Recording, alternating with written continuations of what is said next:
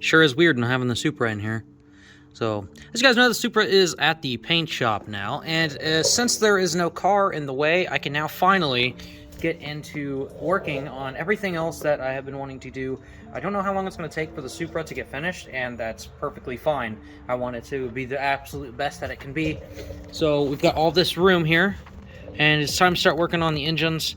There was a hole in this intake, and this is one of the intakes. This is the intake I was going to use for the Supra, and there was a hole there from previous owner. I don't know why they decided to put the IAT sensor right in the top of the manifold. It's really stupid. I don't know why, but I welded in a little aluminum square piece here to plug that hole. Just trying to practice my skills.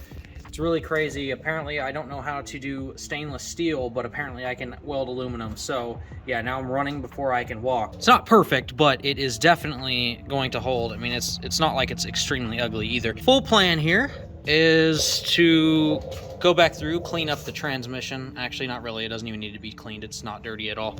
But I do need to clean the bell housing. Where are you at? There you are, bell housing. Got to clean that up, and then I got to clean the clutch back up. And on this, we have the old rear main seal that was leaking, and I actually figured out that it's not even leaking on the seal itself. It was leaking outside of the actual housing. So I got to take this housing off, and we got to put some new seal in there, because that is where the oil was leaking from, is right here on the bottom of the seal. So that's where the oil leak was coming from. It wasn't even the rear main seal. It's just that whoever put this engine together beforehand doesn't know anything at all. So I think what I'm going to do is I'm going to drain the oil, because I do have oil in here still. And then I'm going to roll it over, pull the pan off, clean this all up, and then reseal it with not this kind of sealant, because it is actually leaking and gross. I don't want to put it back in the car and then have more issues. So that's what we're going to be doing. I need to take the rest of this off here. I got to remove this guy. I didn't even think about the fact that it was just a regular multi-tooth gear whenever I was tuning it and stuff. And then also this crank sensor, the connector broke. So while I was in the car, I just put a Deutz connector on there. We're redoing all of this. Everything's going to get cleaned up and redone. I'm going to paint the block. I'm taking all this off. I do not want this anymore. There is literally a sandwich plate here. They could have just removed this altogether and put the sandwich plate right on the block, kind of like what the 240 is. But apparently, they didn't do that. So that's what we're going to have to do. I'm going to have to get some like studs and stuff ordered, so that way I can actually run this inside into the block. Should be no issues. And then we've got this great big oil mess here. Just a lot of stuff that we got to go and get done, guys. I just yeah.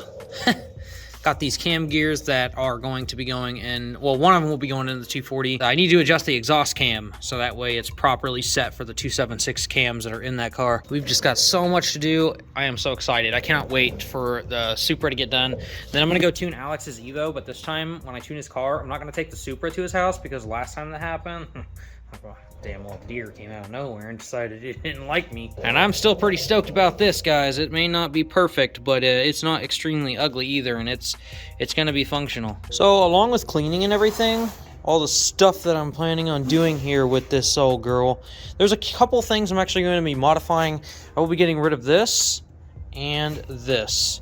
These things both are for the stock turbo setup. So yeah, we will not be needing these any longer. I will be cutting this off here and welding it shut. Same with this one here. The housing is aluminum, but this stud is actually steel. So I'll be able to plug that off pretty easily. And I do believe that is about it. I will have a bulkhead fitting on the way. I will show you guys how to convert this to a sandwich plate directly on the block. Very, very easy to do. And it just gets rid of this whole freaking thing. Obviously, you can see whoever put this on here was doing exactly the intention of a sandwich plate, but they left it on this ridiculous contraption. There's so much there, it's just not needed. All right, so if I'm not mistaken here, obviously all this oil and stuff is from the turbo. So if I inspect this a little bit harder, I've got the oil leak on the rear main, which is not even actually the main, it's just other stuff. And then this is leaking because this is it's not all the way in the block. You can kind of see it squishing. Otherwise, it is actually sealed up pretty good. If you guys aren't aware, oil does climb. So you can set oil somewhere here and it will move up and it'll just try to expand into wherever it can get. So I think the pan is actually fine. And honestly, I never had any leaks other than right out of the transmission, out of the bell housing. This thing's gonna look fantastic when I'm finished, that's all I'm saying. So we just got quite a bit to do here. This car is gonna be freaking amazing when I'm finished. I just cannot wait, actually. And we still gotta get a turbo and a stick of chromoly piping so I can run a full exhaust on that car again. And then that thing will be ready to freaking rock and roll by spring too. Once I get this thing finished and just basically, it'll just be sitting here on the stand waiting for the Supra to get back. Once I'm finished with this, then I will move the 240 into open area and get the engine pulled out and get it worked on, because there is some leaks on there from when I rushed it, when I was trying to get the car ready for David to review. I'm trying to do all this with one hand just so that way I can get some live action in for you guys. Okay. Can I harvest this with one hand? Oh, I'm so good at this. We are not going to use that timing tensioner. So just for you guys, just future reference, always remember there's a washer behind it. It keeps things a little bit aligned.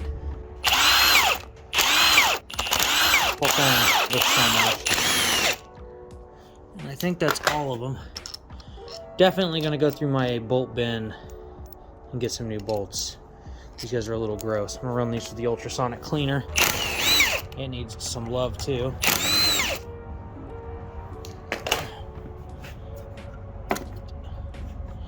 Alright. Just like that. Ooh, that thing smells like it came out of the bottom of the ocean. With my trusty screwdriver and my trusty razor blade, we will get all of the hard, grimy edges of this block. This thing is actually relatively clean.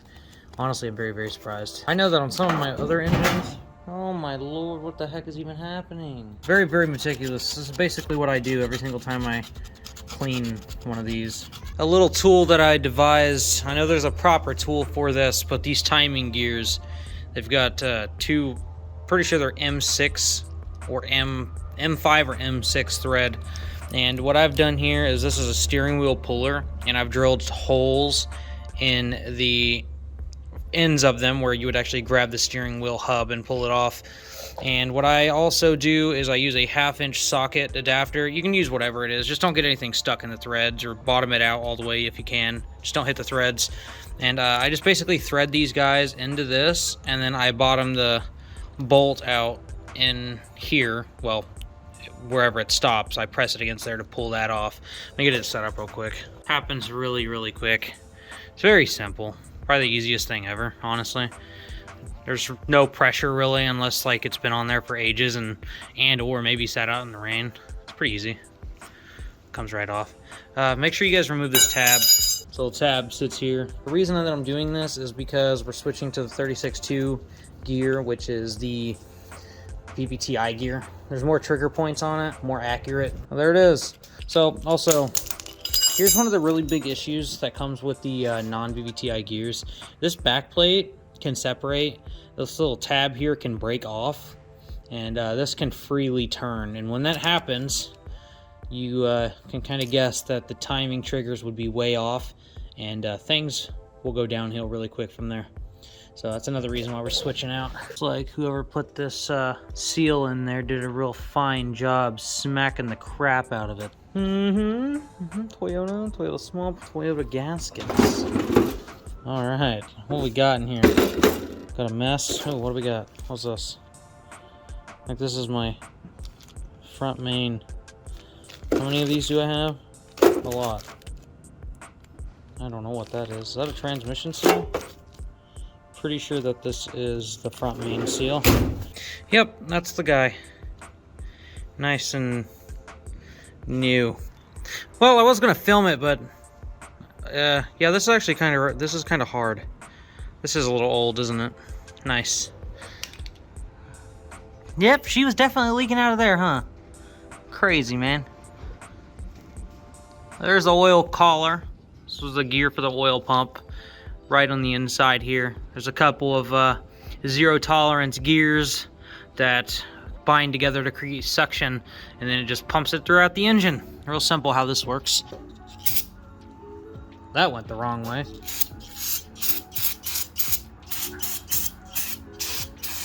Just a dab of oil real quick. Run some oil on the edge of this, so that way the seal doesn't get caught up in there. We'll run this guy in there. Okay, and when you guys do this, just gotta make sure that you don't flip that seal on the inside outwards.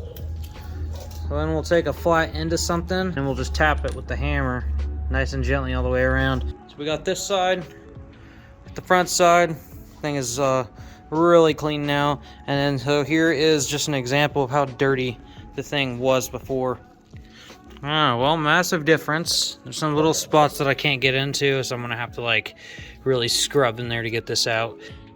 Got it flipped over. This is always the sketchiest part about doing this. I can never tell if it's going to just you know, barrel down and roll over that way and you know, come crashing down, or if it's gonna go slow. And well, it went pretty slow, so hopefully I can get it to rotate back over when I'm done.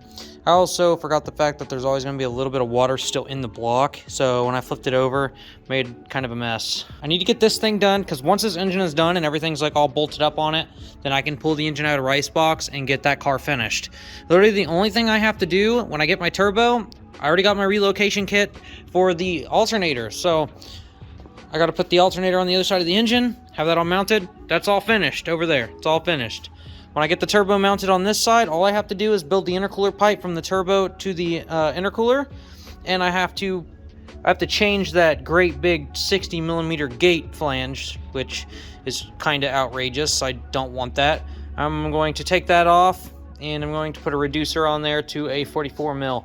So I will have my precision gate back on here, and then we will be running a full exhaust, which will be straight. It'll be a straight line, basically, right under the car and right all the way to the back. Okay, got her opened up. Look at this damn freaking orange RTV, man. This is so ridiculous. There is so much of it. And if you look down in there, there's RTV in that hole, which is the oil pickup hole. There's not supposed to be RTV there. It's supposed to be an O-ring, and they put RTV there. That's not good. Thankfully, I didn't find anything. I mean, there's like very minuscule, like one piece there, one piece over there. Probably just, I'm not even sure what it was. Definitely not bearing material, because the oil isn't like sparkly. So don't even, I have no clue. Everything looks good in here. It's pretty dirty. So I'm gonna end up cleaning all that up too. Get it all cleaned up and pretty, and get this thing back to perfect shape. God dang, I got a lot of RTV to clean off. Got a whole lot to clean off. Man, that's horrible. Hood secured! Dude, that was impossible to get in here. But it's in here, so. Alright, Supra's coming OEM now, fellas. You gonna sit in the lazy boy and make you know sure what? There's sure it's secure? Hell yeah, I'll sit in the lazy boy. Start making sure. Let's go, Supra Hood. We gotta go all the way back home now. Lazy boy in the van. At least this one has armrests.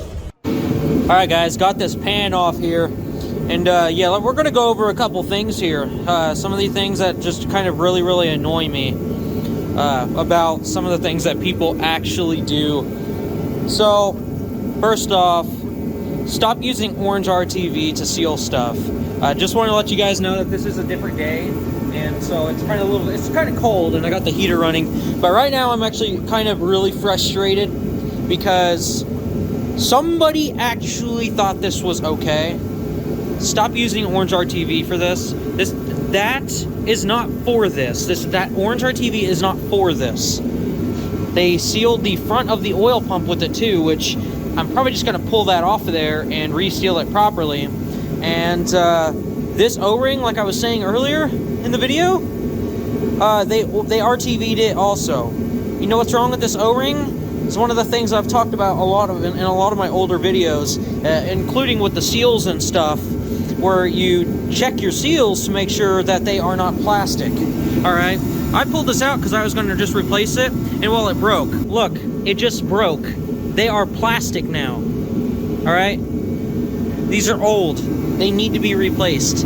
If you're going to freaking go out of your way to, you know, take your stuff all the way apart, look at that. All right, how's that going to seal anything? That's not going to seal nothing. All right, this one's, oh, never mind, it just broke too. This is what it should be. All right, this is the proper seal for this. All right, they just sit in there. All right, they've got a lip on them. All right, RTV on everything. Literally, there's stuff on the inside of the engine that's not even supposed to be there.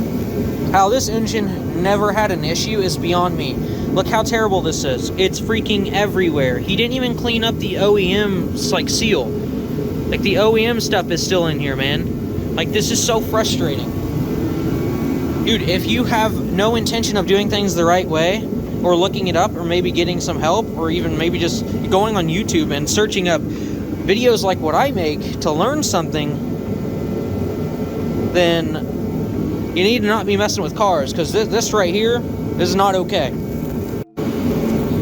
Alright, so in order to clean this, you can only do so much whenever it's, you know, the engine is completely together. So what I normally do is I take a razor blade and I always slice away from the engine. Okay, you don't want stuff to fall in there and cause issues. So I always cut away and clean it all off. And I make sure to get all of it. I want the whole thing to be flat because I want the whole thing to be pretty. So I don't half-ass any of this stuff. I just go all the way around multiple times until it's completely clean.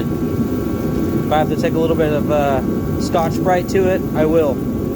This is cast iron. You're not going to hurt it. If you want to wire wheel it. Who cares? It's cast iron. It's not going to hurt it. I've done it a million times. But you'll just go all the way around, clean it away from the engine.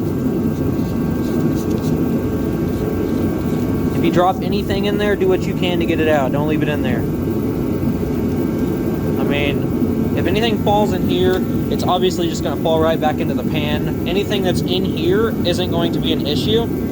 It's going to be whatever gets sucked up into the pickup tube, and if it gets in the pickup tube, it'll end up clogging the actual screen of the pickup tube, and then oil pressure will drop because it's not able to suck. So the only thing that needs to be in your oil pan is oil. You don't want contaminants in there. So just take your time when you're doing this. So I apologize, guys. I'm really frustrated at this. Like the O-ring, if the O-ring was still rubber, this wouldn't be such a big deal, but that just really freaking annoys the shit out of me. A nice oval of RTV here. If you guys look, there is stuff touching the O-ring, but that's simply because you can only put so much on the edge here without it actually touching stuff. But I've flattened it enough right here that it will not squish past the O-ring and into the actual pickup tube. That's what you don't want. You don't want it to squeeze in there. If it gets on the O-ring, it's fine. You do not want it to squeeze inside the actual hole. You just don't want it to squeeze inside the actual hole. That's the biggest issue. So put a nice bead all the way around it and then just kind of like level it out with your finger. And then stick this guy on there, finger tight, wait a little bit, and then just crank her down. Got right down to business. Got the block painted. Everything is all sealed up. The actual pan itself, I just got them finger tight right now. I'll finish tightening them up at another day. But yeah, we got this thing tore down, cleaned up, painted, put back together. And so the next thing is my manifold will be here very soon, and we'll be able to start knocking out the rest of it. Once I get this engine done, I gotta move it to the side, and then we'll start on rice box. I'm going to finally finish up this video here. We will start on the next section of this project pretty soon. Obviously, you guys seen I got that random piece of footage in there where I picked up the hood for the Supra. And so, engine is almost finished. I got to do the wiring also. And then I got the hood for the Supra. We're going to get there, guys. Seems like spring is coming, and then it gets really cold again. So, is what it is. But that's going to be it for this video. I hope you guys do enjoy it, and I'll catch you guys